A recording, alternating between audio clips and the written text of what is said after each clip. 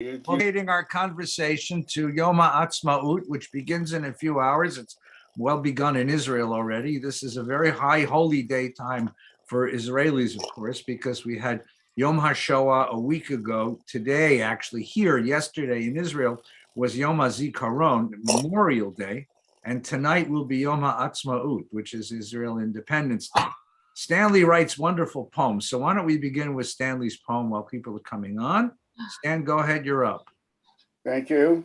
You're welcome. The introduction is that I've gone to Israel many times. And one of the times that I went was in 2008 for the 60th anniversary. I was at a dinner. I went with Hadassah that had a group specifically for the 60th independence. We had a traditional barbecue and I was able to read this poem. So this goes back to 2008. It's called Two Holidays, One Israel. Many have fought, too many have died. We commemorate their sacrifice with pride. That we are here proves that they've not died in vain, and we must share their sorrow and pain.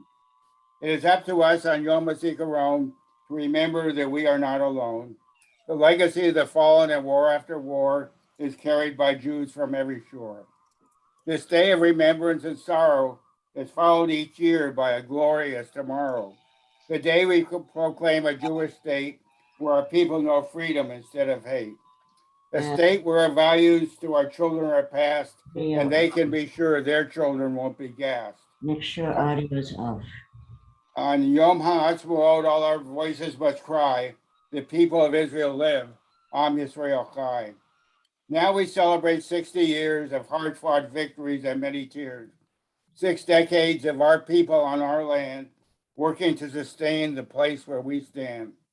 6 decades, a source of inspiration, young and old, our Jewish nation. Let us all pray from the heart that 60 years, now 74, is only a start.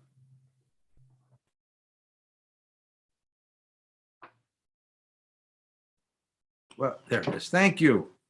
Thank you. That's very nice. I appreciate that. Your sentiments are very, very loving. So what I want to do is I want to focus a little bit. We're doing Talmud together, which is important, and I want to focus together on that, on Talmud. And I want to also talk about this remarkable moment of Yom HaAtzmaut, because it is quite remarkable. It is quite interesting. And the question I think I'd like to start with when we think about the birthday of the state of Israel, the advent of Zionism, is the kind of a simple question. Since the time Jews left Eretz Yisrael, the temple is destroyed in the year 70. About a generation later, the Bar Kokhba revolt is quelled in 120. And then you have a mass exodus of Jews from Eretz Yisrael across the Mediterranean and across them. From that moment onward, the bulk of world Jewry lives outside of the land of Israel. There's always a community in Israel. And in certain holy cities, particularly Jerusalem and Tiberias and Tzfat, there was always a majority of Jews, but the bulk of the Jewish population of the world lived outside of the land of Israel. And twice a day, they would turn toward Israel and they would pray. And they would say, "V'techazena enenu v'shuvcha l'tzion v'rachamim." Let our eyes behold a return to Zion.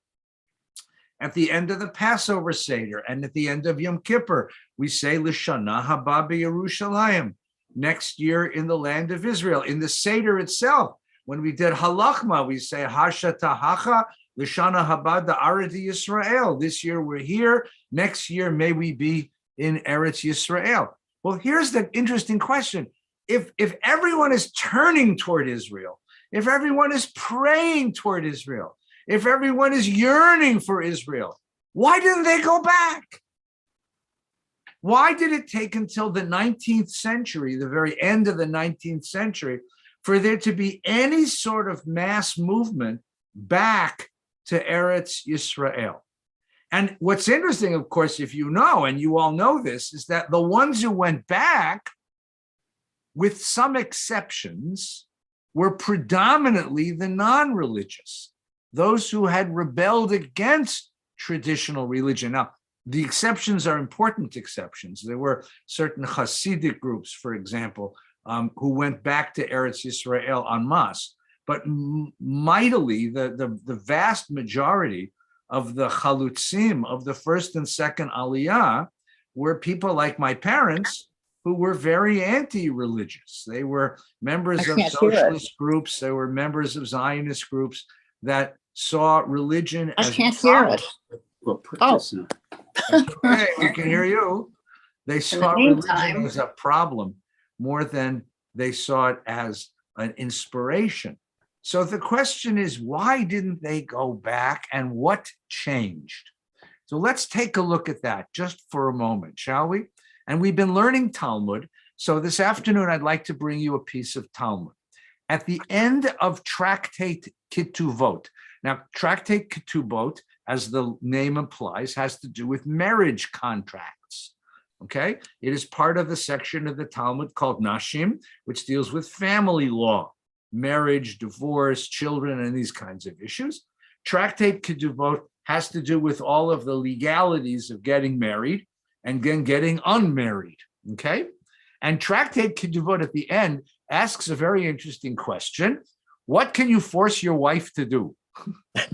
Okay? So one of the questions, for example, that's asked in Tractate Ketubot is, can a husband force his wife to live in a place she don't want to live? Does he have the power to do that? And if she refuses to go with him, okay, can she sue for divorce in the court?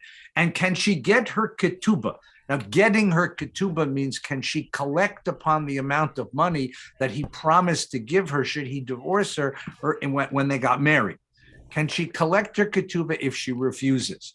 And the rabbis have a very interesting rubric for this. You can force a person to go from a worse place to a better place, but you can't force her to go from a better place to a worse place. So if you live in Encino, you can't force your wife to go to, I don't know, pick a worse place than Encino. I don't know, Lancaster, I don't know, someplace horrible. Well, I don't want to insult anybody, but you know what I mean, right? If you live in Lancaster, can you force somebody to go live in Mojave? You know, if you live in Beverly Hills, can you force her to go live in Encino? That's the question. The answer is no. And if she sues you for divorce, the husband has to give her a divorce and pay the ketubah. But you can force somebody to go to a better place. So if you happen to live, again, I need a bad place and I don't want to insult anybody, but if you happen to live in a rundown, if you live in Newark, where I grew up, when I was born, you can move to California. It's a better place, right? If you live on the Lower East Side of Manhattan, you can move to the Five Towns or Westchester. It's a nicer neighborhood. If you live, you can move up. You can't move down. And if a wife refuses to go with her husband moving up, then she can't get her ketubah. He doesn't have to pay her the money. That's the decision. And so then they ask the following question. If they live in Galut, if they live in the diaspora, and he forces her to live in Israel, can she refuse? If they live in Israel and he forces her to live in Galut, can she refuse? If she lives in Jerusalem and he forces her to leave Jerusalem, can she refuse? This is the discussion, okay? In that context, they ask this question: do we need to live in Israel? Is living in Israel a mitzvah? Is living in Israel a mitzvah? And here is the din. Here is the Talmudic discussion of this section. You'll see that it comes from the Talmud Ketubot on page 110 and 111, which is almost the end of the tractate. The tractate's only a few more pages. So it begins with a baraita. A baraita is an early rabbinic source that has a lot of authority. Our rabbis taught, Tanu Rabbanan, one should always live in the land of Israel. Even in a town, most of whose inhabitants are idolaters. Let no one live outside the land, even in a town, most of whose inhabitants are Jews. For whoever lives in the land of Israel may be considered to have God, and whoever lives outside the land may be regarded as one who has no God. As it is stated, I give you the land to Canaan to be your God. So it's better to live in a place in Israel where everyone is not Jewish, right? It's better to live in Nazareth or someplace in Israel, right? Well, I guess you could count Tel Aviv because it's a city full of pagans, right? Than to live in Beverly Hills where everybody's Jewish, right? Why? Because there's something about the land that connects you to God, okay? Now that's the Mishnah's din. That's the early law. That would imply a religious commandment to go make Aliyah to Israel, right? Watch what happens. Now let's take a look at the text again. Ready? So the first thing is the Gemara asks the question, can you really say that anyone who lives outside of Eretz Yisrael has no God? Are you kidding? Because remember, where is the Talmud being written? It's being written in Babylon. It's in Iraq. Most of the Babylonian Talmud, as the name would imply, was being put together in Babylon. What is Babylon? It's Iraq. It's on the banks of the Tigris and the Euphrates. So they're saying, like, wait a minute, are you calling us like Goyim? I mean, what are you saying? Just because we live outside of Israel, we have no God? Rather, it comes to tell you that anyone who resides outside of Israel is as though he considered an idol worship. Now that's interesting, right? Right. So it says, because, and here they quote a little section from King David. So the story here is that King David is being chased all over the Judean desert by Saul, who was his boss, and his best friend's father, who is king of Israel. And Saul is a raving paranoiac. And Saul thinks he's trying to kill David. And one night Saul goes into a cave. He actually goes into a cave to relieve himself. And while he's there, David has a chance to kill him because David's hiding in that cave. And he doesn't. He cuts off a bit of his cloak and he shows him. He says, look, I could have killed you, but I didn't. And David makes a poem where he says, you've driven me out on this day. I should not cleave to the inheritance of the Lord, saying, go serve other gods. This is part of David's poem. But the idea that you've driven me out of the land in order to make me serve other gods is the source text for this idea that if you live outside of Israel, you're an idol worshiper, right? It's like you're considered an idol worshiper. Now we get a little story, though. Here's the story I wanted you to look at. So the Mishnah, this is a Mishnah that says everyone who lives, you should live in the land of Israel. And if you don't live in the land of Israel, you're like an idol worshiper, okay? So by the time we get to the fourth generation after this, the fourth generation after the Mishnah is promulgated, that's Rabbi Zera. Rabbi Zera was avoiding being seen by his teacher, Rav Yehuda.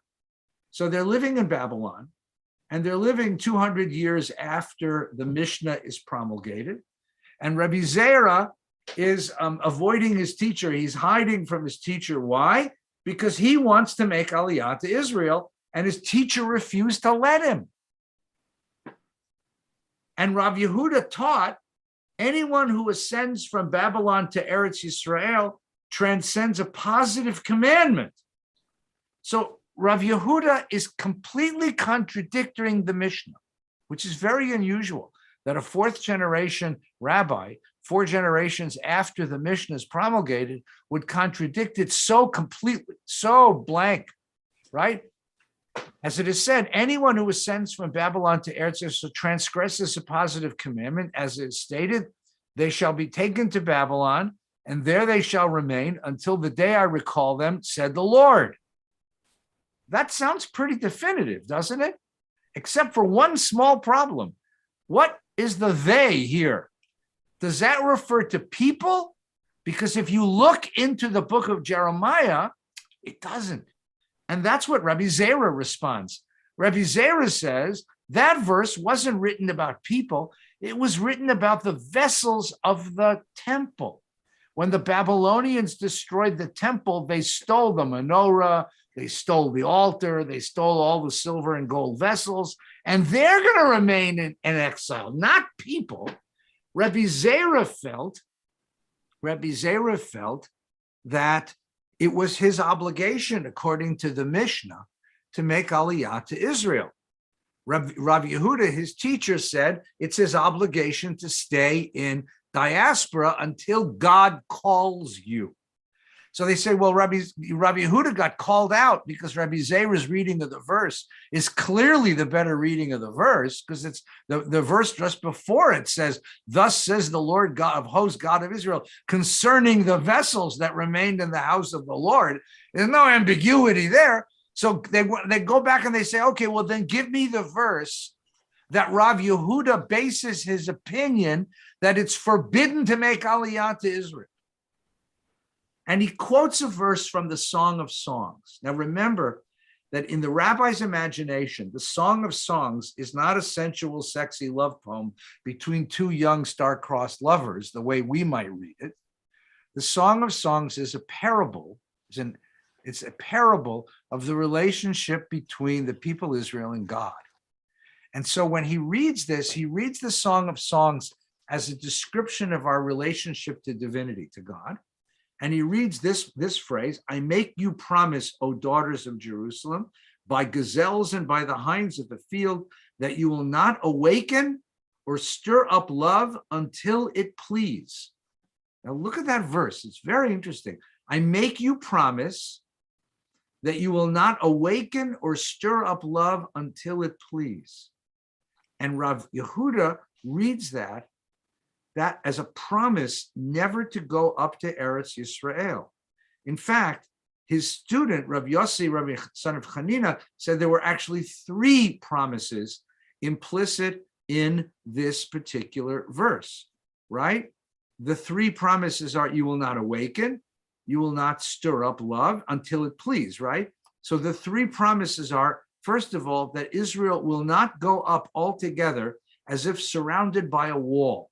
So the image is we won't go up as en masse. One at a time, you can go up to Eretz Yisrael. If Rabbi Zera wanted to make Aliyah, he was allowed to do it, but he can't take the whole yeshiva with him.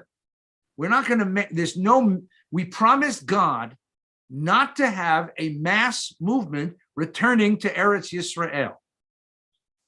Number 2, God made Israel promise that they would not rebel against the nations of the world. So wherever you live, you are obligated to live faithfully according to the laws of the land in which you live, and not rebel against the authorities under whose authority you live, and not try to get out of that land. You'll stay there until when? Until it please. Until it please whom? Until it pleases God.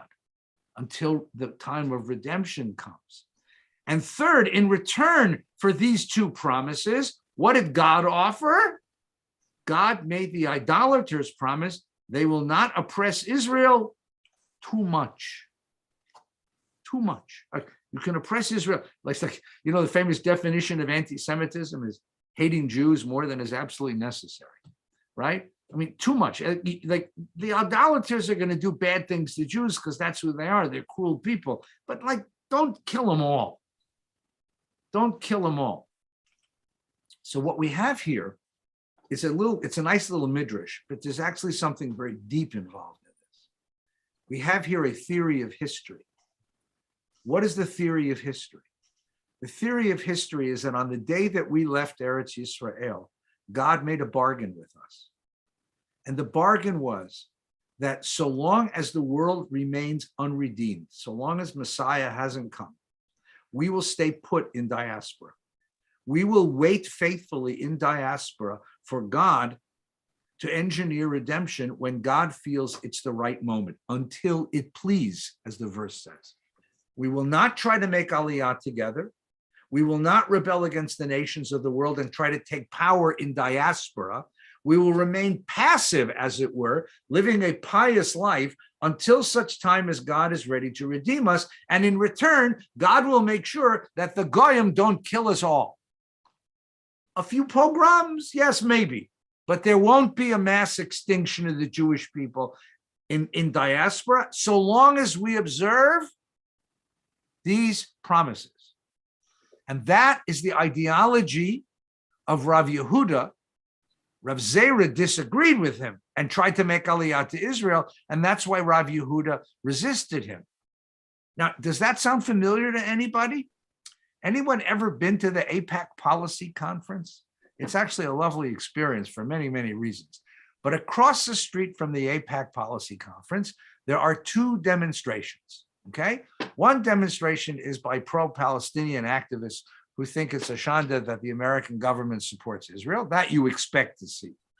What you don't expect to see is a whole large band of guys wearing very Hasidic clothing, long black Hasidic coats, big black Hasidic hats, big beards with signs in Hebrew, English, and Yiddish saying that Israel is a violation of God's will.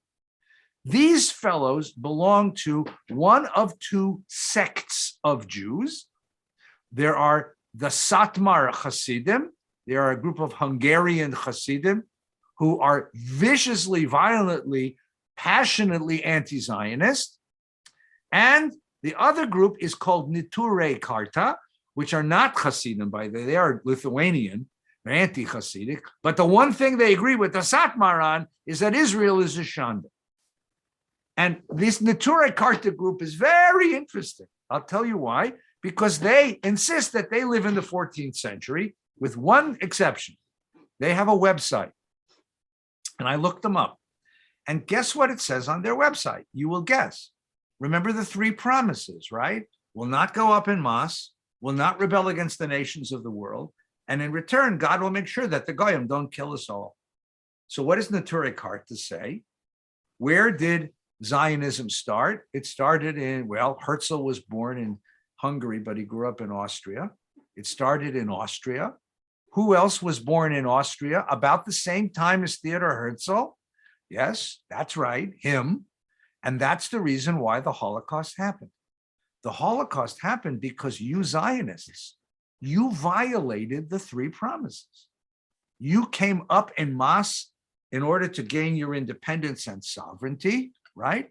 You rebelled against the nations of the world in taking temporal power, including American military aid. And in return, what did God do? God removed his kippah of protection from the people Israel and subjected the people Israel to the same historical forces that all nations are subjected to. And that's the reason why you endured the Holocaust. Now, many of us find that a kind of disgusting idea, but you want to, this is where it comes from. You see where it comes from? Now, beyond that, I want you to understand then what this particular ideology does to the land of Israel. It changes the land of Israel from a place to a time and a dream. The land of Israel is no longer a place in the mind of the Jewish tradition, starting in the 4th or 5th century. It becomes a representation of the Messianic era, a time, and it becomes a dream. And when Jews said, B'shana haba b'Yerushalayim, they didn't really mean we were going to get up and move ourselves to a geographical place called Jerusalem. Jerusalem is not a place. Jerusalem is a dream. L'shana haba b'Yerushalayim means let the dream come true. Let the dream come true. And we live outside of place and inside a world of time. This was one of Abraham Joshua Heschel's wonderful observations. And therefore, the land of Israel ceases to be a place. Now, the end of the story goes like this. You ready? The end of the story is, comes the 19th century, and all over Europe, you have the rise of romantic nationalisms.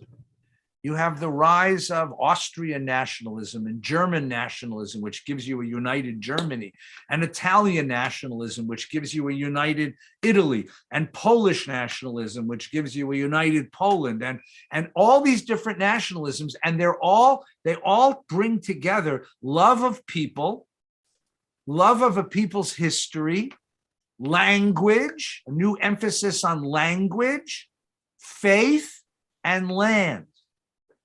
Peoplehood, language, culture, faith, and land. And so you have a rise of, say, German nationalism, a romantic German, romantic because it's very emotional, and it carries this myth that once upon a time we were this, wonderful, powerful people, and circumstances have divided us and broken us. And now it's time to bring the German people back together into one. And that's where you get the Brothers Grimm, for example, all of these fairy tales from the Black Forest. The folklore becomes part of the culture of the people, the folk. Okay? Romantic nationalism of the 19th century. Jews are living in all these countries. And we begin absorbing the romantic nationalism of all of these places. We begin absorbing it, and Jews begin thinking of themselves not just as a covenanted people obligated to observe God's mitzvahs. We think of ourselves like the Russians and the Poles and the Czechs and the Germans and the Italians and the French and the English as a folk, F-O-L-K, a folk, a people with a language. You have the rebirth of Hebrew and the rise of Yiddish culture as a self-conscious literature. You have the idea of a faith that becomes part of us, which is now serving the folk. It's no longer a covenant with God. It's as much expression of who I am, of identity in the world, and a land. And people begin thinking for the very first time in Jewish history from the 4th century when Rav Yehuda offered these ideas until the 19th century. For 15 centuries, Israel is not a land, it's not a place, it's a dream. Suddenly in the 19th century, it becomes a place again. It becomes a place again.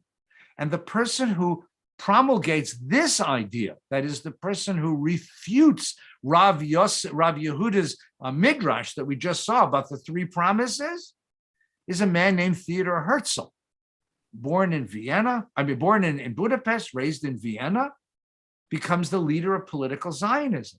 And he's a very, very alienated, assimilated Jew. And in some ways that helps because he doesn't know. He didn't get the memo. He doesn't know that Eretz Yisrael isn't a place. He doesn't know that Jerusalem isn't a place. The poor schnook thinks that Israel is a place that you can go and touch, and the land is ours, and the city belongs to us, and it's time for us to go home and live in our own land. And the poor schnook didn't know that it's not a place. And that's what makes him this great leader. He's as great a leader because of what he didn't know as much as what he knew. And that's really the story of the birth of political Zionism. The birth of political Zionism. The other thing that Herzl knew, which he knew very, very well, was that Jews would never, ever be home, safe, any place outside of a domain of their own control. For Herzl, the whole point of Zionism was to protect the body of the Jewish people, because he realized that modernity had it's not that we had broken the 3 promises. Modernity had broken the promise. That is, modern anti-Semitism would not have any limits on it the way that traditional anti-Semitism did. Traditional anti-Semitism had limits. The Christians would torture us, but they wouldn't kill all of us for 2 reasons. One, you could convert to Christianity and get out. And number 2, because the Christians needed us around to show what happens to those who killed Christ, basically. They needed us around. They needed somebody to beat up. But with modernity, you don't have Christian anti-Semitism anymore. You have racial anti-Semitism, and you have economic anti-Semitism, ideological anti-Semitism, and it had no brakes on it. It had nothing. You can't convert out of that, nor is there anything to hold them back. So Herzl, I believe, saw the Holocaust in his dreams. He died in 1904. I think that what drove him to death in his last years was that he saw the final solution. He saw that there would be nothing to hold back modern hatred from destroying the entirety of the Jewish people. And this gives rise to what we call political Zionism. Okay, let's stop a moment. Douglas, question? You can unmute, sir. Yeah. Am I unmuted? Yes, you are. Couple of things. One, when this was written, we lived in empires, right? Yeah. So, so you're saying that the nation state changes that origins. And the origins of the nation state really trace back to the 17th century with like John Locke, in terms of how the thought process of that.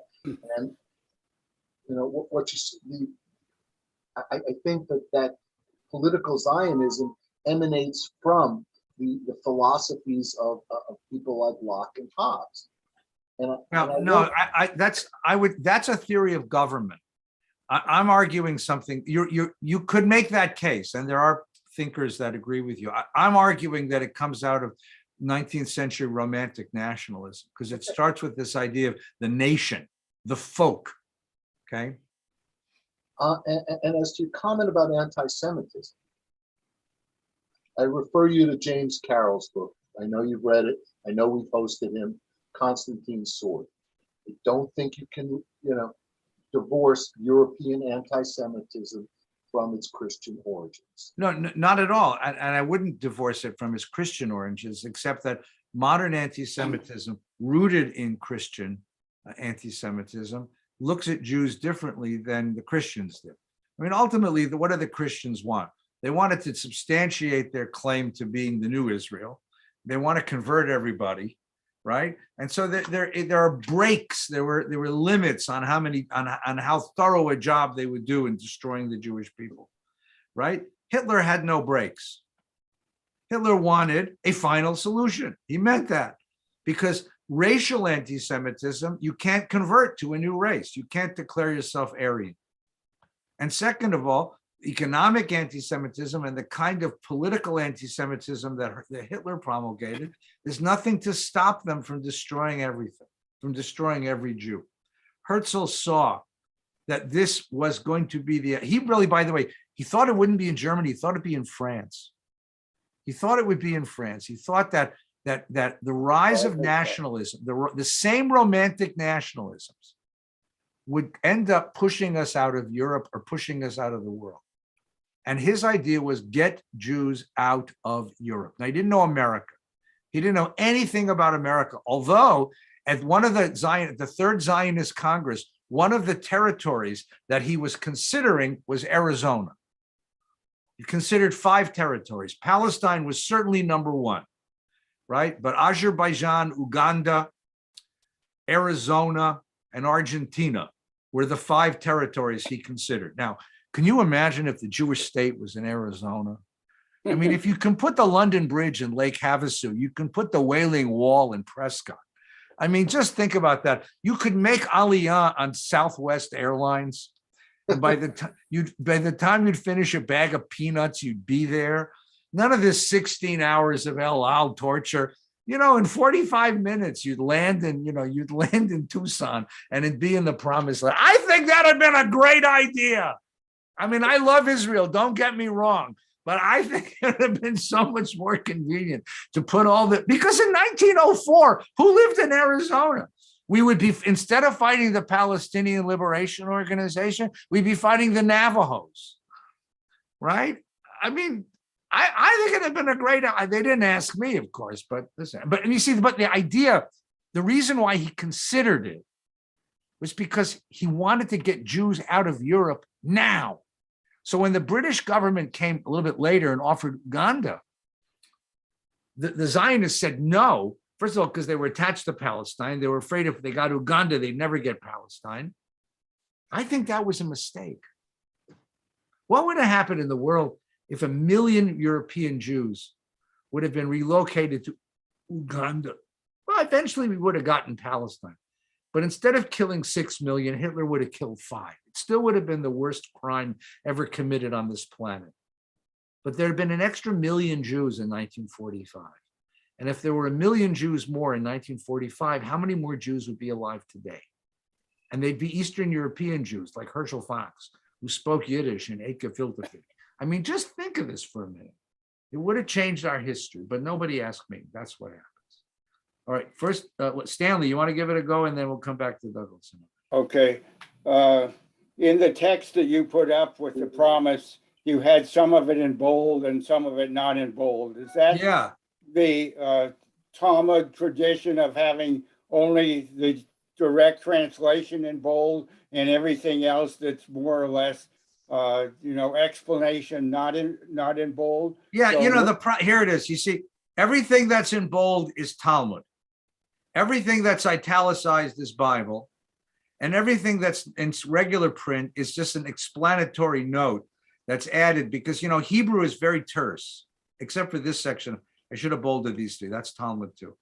But okay, this but is all part of what you said states like "Thus say the Lord of hosts," whatever, is not in bold, and a lot of what's written in there is not in bold, so it's not really the.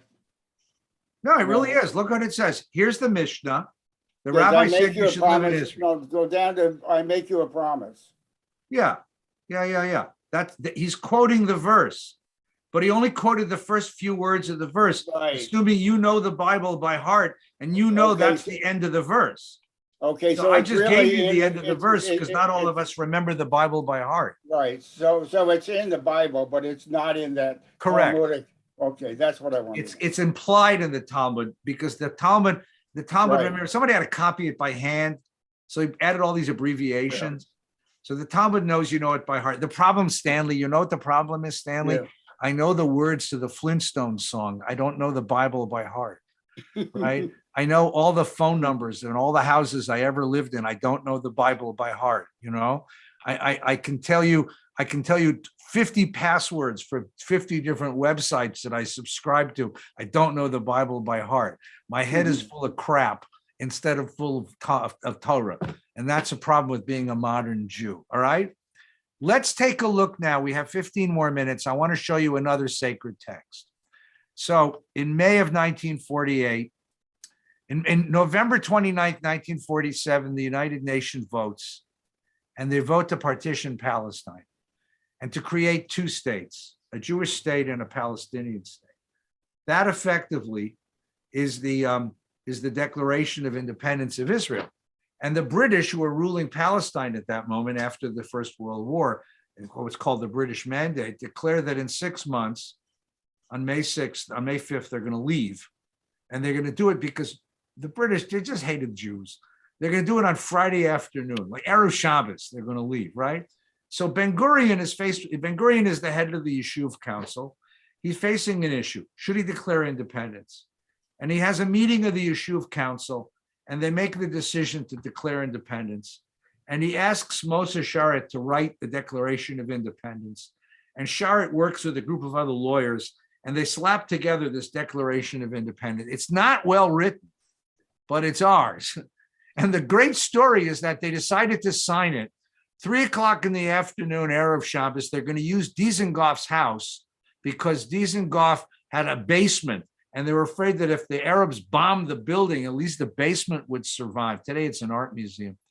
Today, it's Independence Hall, actually, but it's an art museum upstairs. So then it was an art museum. So they go to Independence Hall, and there's only room for a couple of dozen people. But of course, you can't tell Jews, hey, I got a secret. By the time Sharet leaves his house to get to Independence Hall, to Dizengoff's house, with the document, there's 1,500 people crowded around, and the streets of Tel Aviv are crowded. He has the document in his hand, and he's in a taxi cab, and the taxi cab is stuck in traffic. And he says to the cab driver, what's wrong? And the cab driver says, there's some political thing going on across town, and nobody can get across town. And he says, yeah, I know what it is. It's to sign this document. And the cab driver says, well, you better get out there and get over there. And he says, how do I do it? So the cab driver gets out of the cab and flags down a cop on a motorcycle. And Sharet sits on the back of the motorcycle with the Declaration of Independence in his coat pocket, and they weave through the traffic, and they get there just as Ben-Gurion is about to begin the tekas, right? And he begins the tekas. You can see this online, by the way. I have it, but we don't have time to watch it. You can actually watch it. It's been filmed. It's kind of fuzzy, but you can hear his voice as he's reading it. He's very emotional as he's reading it. This is the document, and I think it's worth taking a few minutes today, Erev Yom Ha'atzmaut, just to read the document. You ready? Here it is. Everybody see that? It starts with the words Eretz Yisrael. That's kind of interesting, right? How does the American Declaration of Independence start? When in the Right? course When of human- When in the course of human events, right? Or we the people is the preamble of the Constitution. Think of this begins with the phrase Eretz Yisrael. This document gives the Eretz Yisrael. This is going to be on a land and how that land relates to our people, right? Eretz Yisrael was the birthplace of the Jewish people. Well, that's actually not true if you know the story. I mean, because where was Abraham when he was called by God? He was living back in Mesopotamia. Never mind. Here, their spiritual, religious, and political identity were shaped. Well, again, if you're playing Talmud, you'll ask yourself, what's the difference between these three things? What is a spiritual identity as opposed to your religious identity? And what's the relationship of your spiritual and religious identity to your political identity? Why couldn't you have just said, here their identity was shaped? Now, I'm doing Talmud on a secular document, but you see, each of these phrases, especially the repetitions, represents a compromise, a conversation, an argument that took place. The argument was between spiritual and political Zionists. The spiritual Zionists who belonged to Ahad Ha'am's party, who said the purpose of Zionism is to save the Jewish soul and the culture of the Jewish people, and the political Zionists who were worried about the security of the Jewish body. And the religious Zionists who were worried about our relationship with God. And so to bring all of them together, you get that phrase. Here they first attained to statehood, created cultural values of national universal significance, and gave the world the eternal book of books. And here they're like, why say book of books instead of saying the Bible or the Tanakh? It's an interesting phrase, right? And why mention created cultural values of national and universal significance? You see, there's a sensitivity here that our folk, our culture, our national identity has to have more than just what it does for us. It has to also do for the world. There's a sort of lack of self-confidence. Like, what people in the world has to justify its existence by what we do for the world? Why don't we just say, this is where we were created as a people. But the idea here is that we want to justify our existence by the fact that we gave something to the world. We gave something to the world. Values of universal significance and a book that became everybody's book, everybody's holy book. After being forcibly exiled from their land, the people kept faith with it throughout their dispersion and never ceased to pray and hope for their return to it and for the restoration in it of the political freedom. Again, it's a debatable phrase, a debatable idea, but you see what he's trying to do. He's trying to answer a question, which is, what is the legitimacy of your return to this land? What is the legitimacy of your establishing a country in a place where you haven't lived for so many thousands of years? And he wants to answer that question, first of all, by saying it was ours before, we were forcibly exiled, and now we're back, and we never lost faith with the land. We never stopped facing it when we prayed. We never stopped thinking about it when we celebrate. It's always been part of our culture and part of our ethos and part of our identity. And now he's going to talk about how he came back, right? Impelled by this historic and traditional attachment, Jews strove in every successive generation to reestablish themselves in their ancient homeland. That's a very, very debatable point. I mean, there were some, but not en masse, because en masse, as we saw, we had this idea that Rav Yehuda taught us that we weren't supposed to go back. In fact, he believed it was a positive commandment to stay in diaspora, not to go back. But for Ben Gurion, the idea is that we always wanted to go back, but history wouldn't let us. Circumstances wouldn't let us. In recent decades, they returned in their masses. Pioneers, Mapilim, defenders. They made the deserts bloom, revived the Hebrew language, built villages and town, and created a thriving community controlling its own economy and culture, loving peace, but knowing how to defend itself, bringing the blessings of progress to all the country's inhabitants, and aspiring toward independent nationhood. What is that sentence trying to justify? It's trying to justify a Jewish people that nobody thought could do any of this stuff. When the world saw Jews, what did it see? It saw yeshiva buchers. It saw pale, gaunt, bent over, bearded scholars of ancient books. Did it see farmers? Did it see soldiers? Did it see engineers? Did it see? No.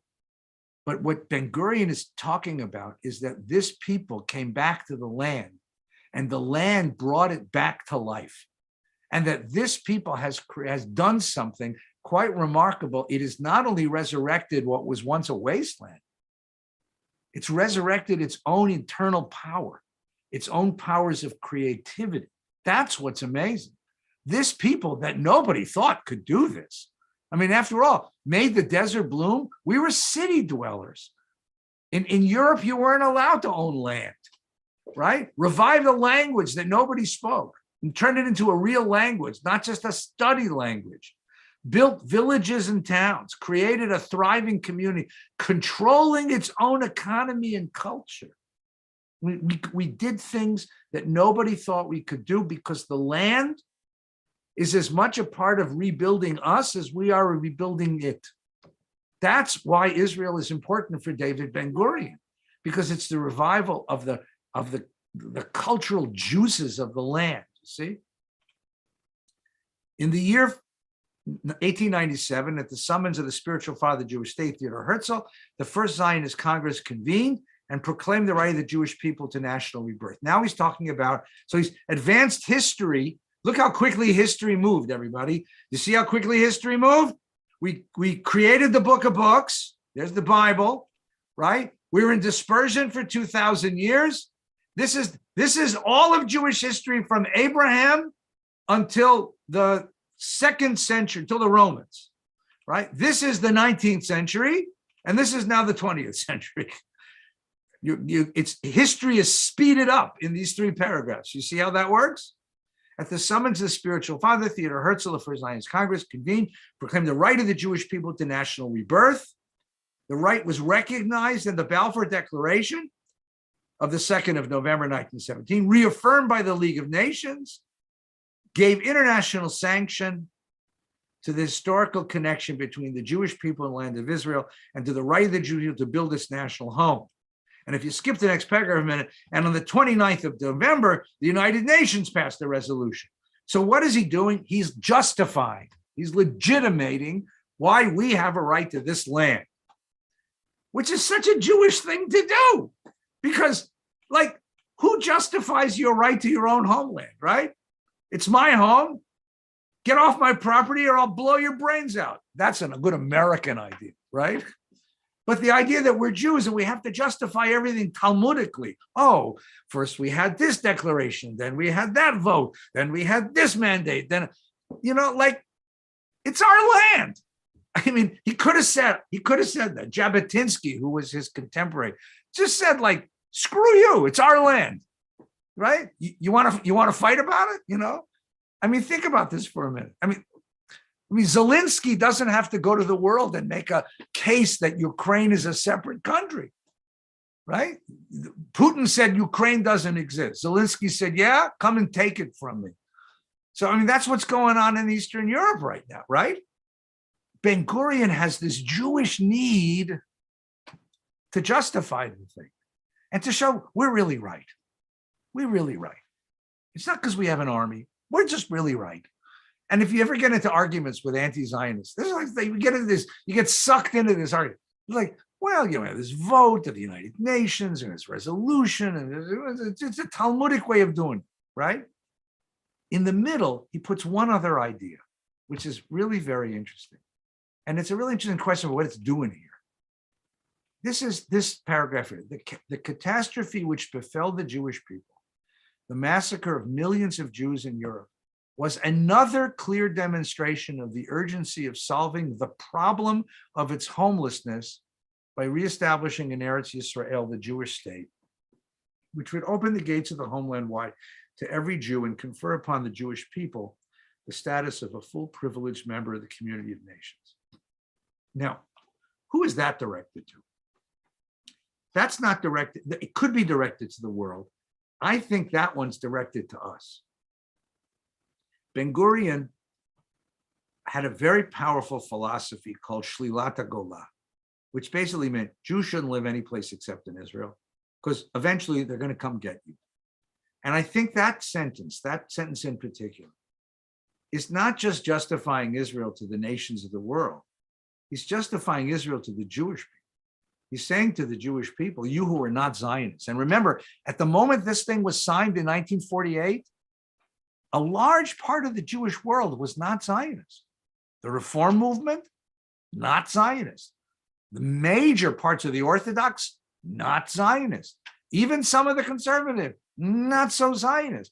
All the assimilated Jews, not so Zionist, right? In fact, Jews in America were particularly worried because they were worried about being accused of dual loyalty. If there's a Jewish country and you're a citizen of America, how can you be a citizen, So this is a statement of Ben-Gurion's philosophy to Jews, to remember that the difference between having a Jewish country and not having a Jewish country is what just happened in Europe. What just happened in Europe. That's what he's trying to tell us. And so now he comes to the point of the thing, which I'll read for you so that you can celebrate tonight, right? This recognition by the United Nations, the right of the Jewish people to establish a state is irrevocable. This right, they can call us racist, but they can't revoke the right of the country to exist. This right is the natural right. Now, so this right is the natural right of the Jewish people to be masters of its own fate, like all other nations, in their sovereign state. Well, here's the biggest contradiction in the document. If you believe that, why do you need any of the rest of this?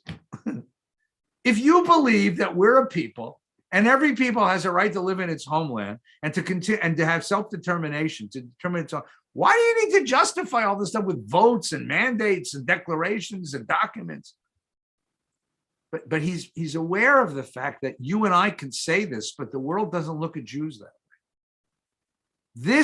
This statement, in some ways, obviates the need for all the rest of this document. Did you see that? You see how strange that is? And so here comes the part. I put this in caps because it's the important part of the declaration, but in the real declaration, it's just written in Hebrew. Accordingly, we members of the People's Council, that's the issue, representative of the Jewish community of Eretz Israel and of the Zionist movement, are here assembled on the day of the termination of the British mandate over Eretz Israel, and by virtue of our natural and historical right, and on the strength of the resolution of the United Nations, hereby declare the establishment of a Jewish state in Eretz Israel to be known as the State of Israel.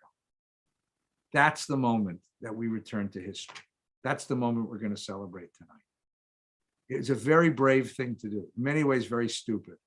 A few minutes before this document was read out, he gets a call from George Marshall. George Marshall's the American Secretary of State. George Marshall told him, don't declare independence, you're going to get wiped out by the armies of the Arabs. Ben-Gurion thanked him very much, hung up the phone and signed the document. It's an interest. And then of course, what happened is Marshall went into Truman and told Truman not to recognize the state. 11 minutes after this happened, Truman recognized the state of Israel. And when he was asked later why he did it, because Marshall was way more popular than Harry Truman was. Truman simply said, sometimes you just got to do what's right and let the political consequences be damned, which is such an interesting thing that he's the president at this moment. This document is, all of these historical coincidences happen in order to have this holiday at this moment. So let me wish you a happy Yom Ha'atzmaut.